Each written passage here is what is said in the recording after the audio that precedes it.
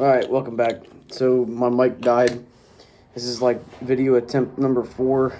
Um, so I just wanted to touch base on the second and last day of the working interview with this other technician that I had bringing in, and he is going to get a job offer.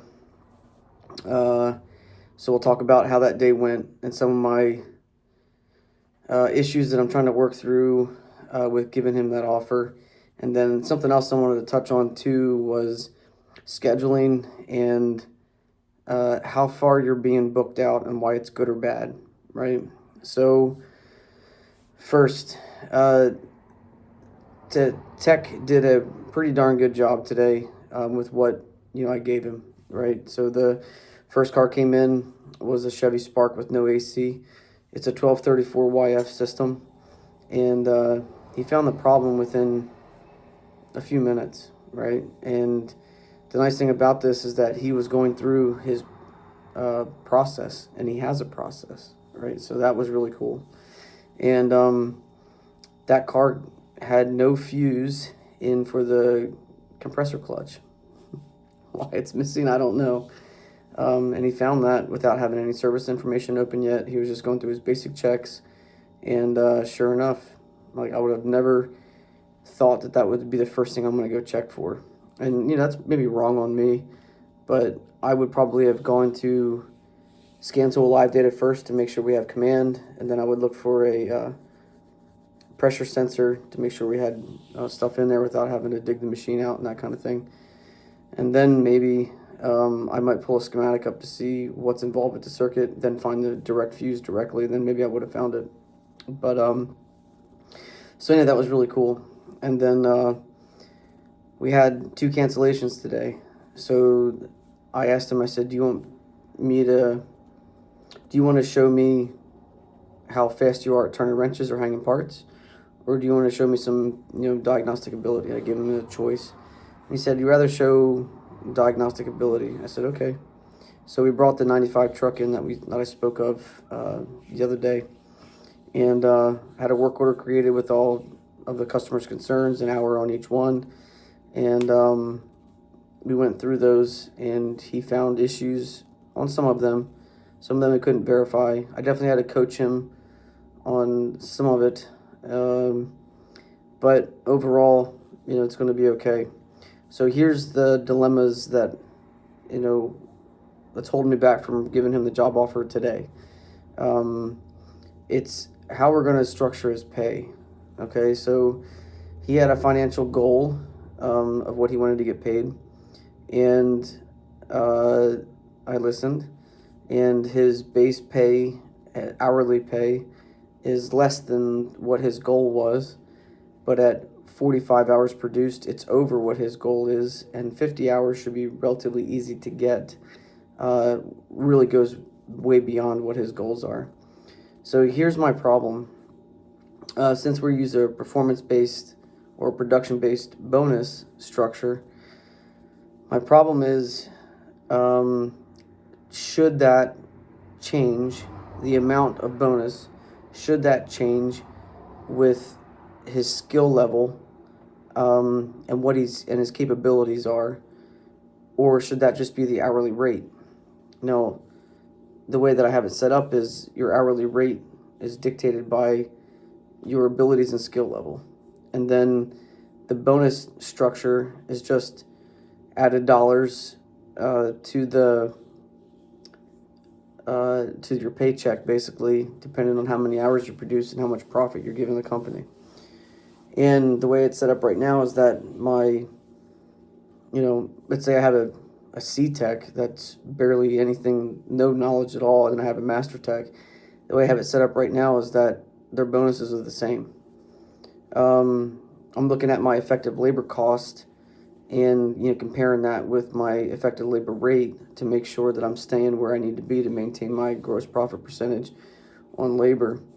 And with these things like that, there's I can maintain those things, and we're just adding dollars in the bonus, and if they're the same, your skill set determines what labor gross profit you're paying your guys.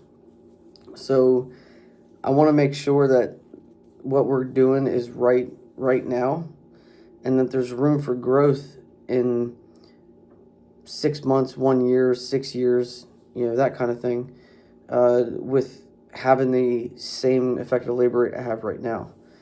So I think this is my assumption is that I've kind of pushed my labor rate up to where if I go any higher, I feel as though we're going to be kind of maybe pricing ourselves out of the market. So my labor rate right now is 154.69 is where we start doing our estimates. I have a maintenance rate of 125 that I use for like standard tires and maybe oil changes and some maintenance. And then euros are 170, and we use a labor matrix also, which there's a difference between matrix and multiplier.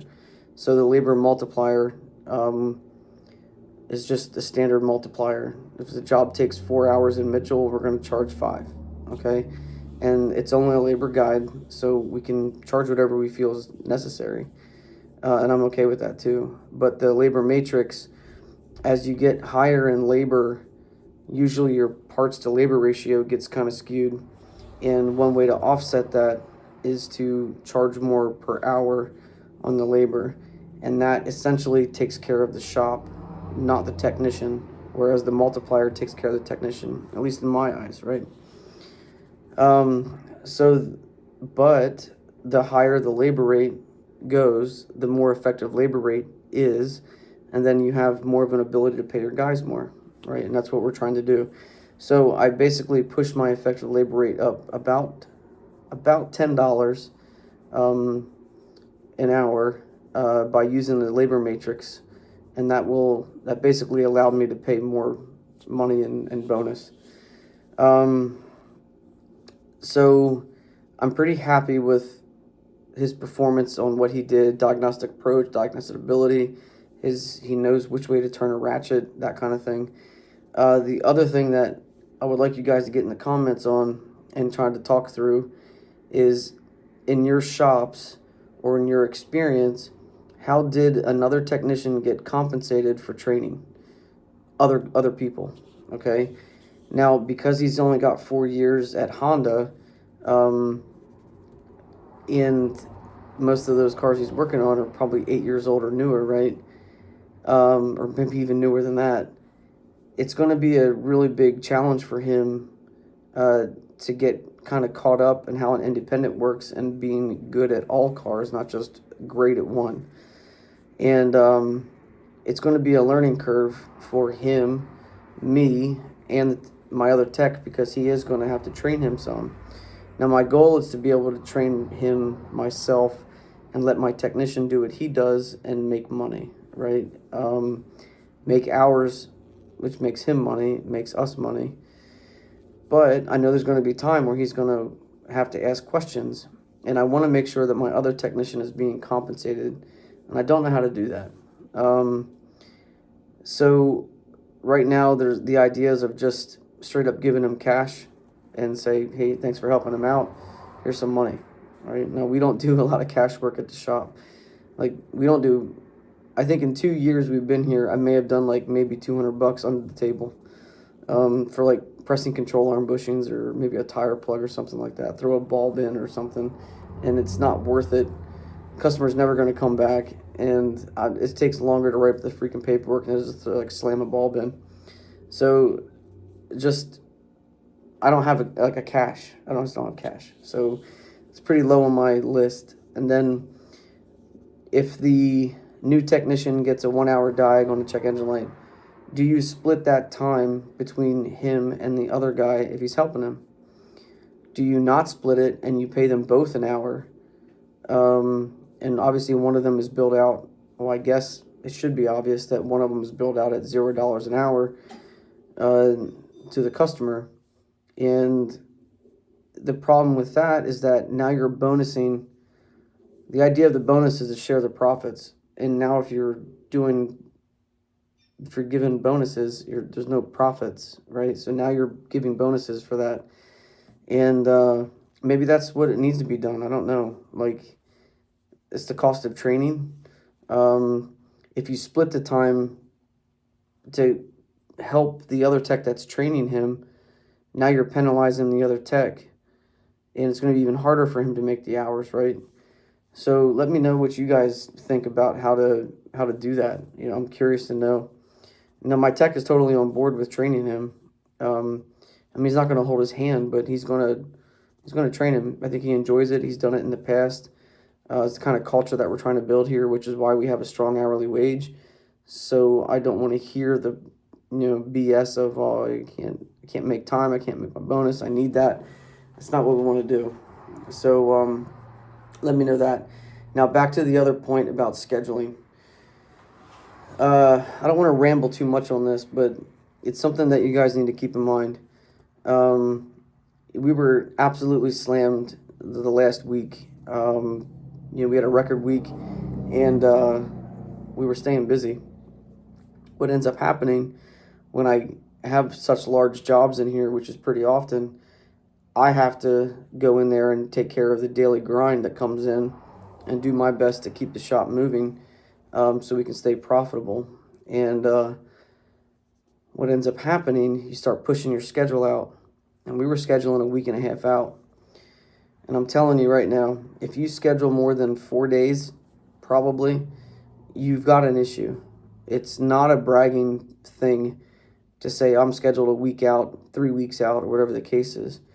When you say that, not always, it depends on your goals and that kind of thing, but you're showing that you have a problem when you say you're scheduled out more than like 4 days. Here's some things that you can think about. If you schedule out farther than 4 days, you need to hire somebody. Who do you need to hire, right? If your technician is able to produce 40 plus hours a week and you're scheduled out, a week or 3 weeks, if some people have said, you probably need to hire more technicians. If your technician is not being able to bill 40 or he's not meeting your goals, which hours are 50 hours a week, then you need to figure out why that's happening. It could be the technician is not capable. It could also be that the technician is not efficient, and that may be on him and it may be on the shop. How the shop's laid out, where your tools are your tools clean and organized, put away? Are they walking back and forth between bays because his toolbox is on one side of the shop and he's working over on another lift somewhere else? That's one thing that we battle in my shop. I've got 7 bays. I showed you the shop a few times, but my toolbox is all the way on the other end. It's not supposed to be used as like a daily box because I'm not supposed to be turning wrenches. But when I'm doing an alignment all the way on the other side of the shop and I have to go back and forth and grab wrenches all the time, that is a huge time suck. And, we try to have 2 lifts per technician, and they're placed in such a way that this is your definite lift, this is the other one that's assumed yours, but these are all community lifts, okay? So think about that. Do you have the capacity to hire more people? If you are scheduled out over a week and you have 7 bays like I do, and you have 1 technician, and I have 5 lifts, 5 2-post lifts, you should be hiring another technician to take on that workload and get that schedule back down. If you bring in a technician for every lift, that's like what your capacity is. My limiting factor, I cannot have 5 technicians in this shop. There is not enough toolbox storage in how this shop's developed and how it's made. Then, on top of that, there's not enough office space for the service advisor to operate.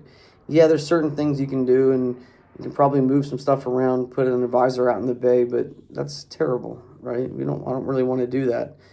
But if you have the bay space to make another lift happen, you should. For the most part, industry standard is 1 lift per technician. Yes, 1 technician will produce more with 2 lifts than 1, but he's not going to produce double.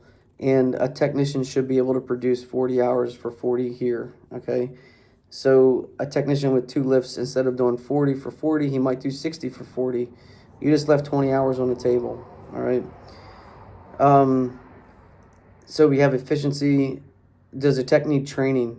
Does it need better service information? Those are the kind of things. Usually, a technician that has been around for a while should be able to produce a minimum of 40 for 40. And if he's not, it's probably a problem in the front shop. And that could be the wrong parts are being ordered, parts aren't being ordered, estimates are not being created or presented, and they're not being sold. And that slowdown in the front will limit the technician's ability to get the cars in and out. The other thing that can happen for efficiency that is a huge benefit, what we do here is, because I have 2 lifts for each technician, usually I have a carryover from the day prior. That would usually stay on the lift. The day's work that comes in at 8 o'clock in the morning, those cars become priority. They have to get evaluated. The DVI has to get complete, and then the advisor has to take that and take all of that, create an estimate, present it. When those 3 cars are done for him, we average about 4 hours a ticket. So we want 3 technicians or 3 appointments per day per tech. When those 3 cars are done, that's when he gets started on either the work for the day or the previous day's work. Now, if we have all 3 cars that show up for the day, they have to be here by 9 a.m. Otherwise, they can't guarantee they're going to be seen. If those cars come in at 9 o'clock, I will have another car sitting here from the day prior, usually for them to work on. So here's what happened. We scheduled out a week and a half. We had 1 cancellation yesterday, 2 today. Tomorrow's work, we had 3 appointments on the schedule. 1 already canceled because he's not a customer I want anyway. He approved the work, and then he realized how much it was. He's like, oh, that's too much money. Yeah, if you would have reviewed the freaking estimates like you're supposed to, and after we tell you the price and you still decline it, after you make your appointment, and then you don't even get a hold of us to tell us when you send a text reminder about your appointment, and we have to call you 3 times a day prior to make sure you're coming, and we order all the parts for it. It's just really frustrating. And then the other person is a first-time customer that I just don't think she's going to come, right? She did not verify her appointment. She won't answer her phone, and it was for a check engine light concern, and she freaked out when I told her what the possible causes were. She came in with an AutoZone printout and said, how much is this going to be to fix? It's like, I don't know, but I can tell you how much it is to evaluate it. Now, the faults that she had was for an electrical fault for an injector. So I told her, I said, this will require testing, but if it does need an injector, this is about what you were looking at face value. No service information. I have no idea, but it's not going to be any less than this. And that probably scared her away. And now she's probably going to get her uncle dad to do it around the block for a third of what we did with no testing. It's not going to be fixed, and then she's going to get mad anyway, which is why you don't do estimates without seeing the car. But I don't mind usually giving like a ballpark if we know it's something like we have experience with or something like that. But I wanted her to be prepared. That's why I gave her a ballpark, judging by the fault for an electrical issue. So when you are scheduled out 3 weeks, you're showing that you have a problem. It's going to be efficiency. The productivity is a problem, and don't always blame the technician. Now, what I want you to do is, if you say this is okay with me, I don't mind being scheduled 3 weeks out, that's fine. Everybody's goals are different, but I want you to have these goals developed with enough knowledge of how things could be, or how things are somewhat acceptable within the industry, before you say, this is where I want to be that shop. And it's like, well, are you charging enough? If you're the cheapest guy out there, people will wait because they have to. And if you are that good and people are waiting, maybe your wages or your prices need to come up. And when your prices come up, you can hire better people. If the problem is that you don't have good people and you start charging more like I did, then I can hire better people and pay them more and get better talent in here and have a training budget to make them better if they're not where they need to be. So it's not a brag. You don't want to like, if anything, I feel ashamed to say that I'm scheduled a week and a half out. It's not good. You know, I need people. Now, here's what's different about the way that we run our shop than a lot of other kind of industry standards. Well, not even that. We are a 300% shop. We do large estimates. We had $63,000 of discovered work last week. We ended up closing out 27,000, right? With one technician and me in there just kind of doing what I can to try to keep up. When we have such large tickets, those estimates take a while. The phones are ringing nonstop. The advisor gets really backlogged with work. Now, I am choosing to hire a second advisor to aid my advisor now, get me out of the shop a little bit more. And that means that my ratio for technicians to advisors are going to be 2 advisors for 2 technicians. That's kind of crazy, okay? Now, the reason I'm doing that is because my advisor needs some help. I am not going to hire an advisor that needs a lot of training. I need to get one that already understands what we're trying to do. We're more of an advocate than an advisor. We present the work as needed. We prioritize it. We build relationship with customers. We're not here to just shove wallet flushes down people's throats. It's not what we do. Now, we do a lot of maintenance, but we always present everything at once, and we talk them through that. So when I do bring this other technician in, I'm assuming he's going to take the job. He said he wants it if it's offered. My immediate response is I am going to be looking for an advisor very, very soon. And I want to be able to be in that bay and training him and take the pressure off my other technician. When I get a second advisor in here and get them spun up, I will be looking for a third technician. And then the shop is being built with personnel, and we're talking like over the course of 6 months. This is how long in my head that I want this to happen. So when we do that, we should be able to get the schedule correct, and we're not actually pushing people out a week and a half. People don't want to wait. You know, these are all, for the most part, first-time customers. They don't know us from any other podunk hole-in-the-wall shop that they're fixing to get scammed from, just like they think we're going to scam them, right? So it's just they'll find someone else to do it that's faster. The frustrating part is, you know, they don't let us know and we can't reschedule. There's certain things you can do with that and put stuff on the wall, on the whiteboard with phone numbers, and call them when we have a cancellation. Usually we have some cars towed in, and they're sitting here waiting for service. That happened with 2 vehicles, and we got them 3 vehicles this week, and we got them in already and already fixed or being fixed currently. So look at why you're scheduling out. Are your bays filled with technicians the way they're supposed to? Are your advisors leaving stuff on the table to where they're not actually presenting what's being written up by the technician? Is the technician not doing a proper DVI?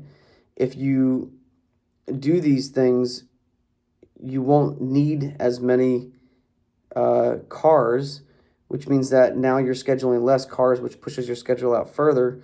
So now you really need more people, right? And if you're at max capacity and you're doing what you can, probably need to raise your labor rates.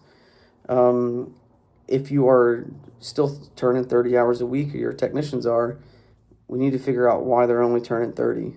So that's kind of my thoughts on that. Scheduling out far is not good. Too many cancellations. But okay, I hope this video turns out. It's been 23 minutes, 24 minutes now, and this is like the 4th one I've done, and it's time for me to go home. All right, later.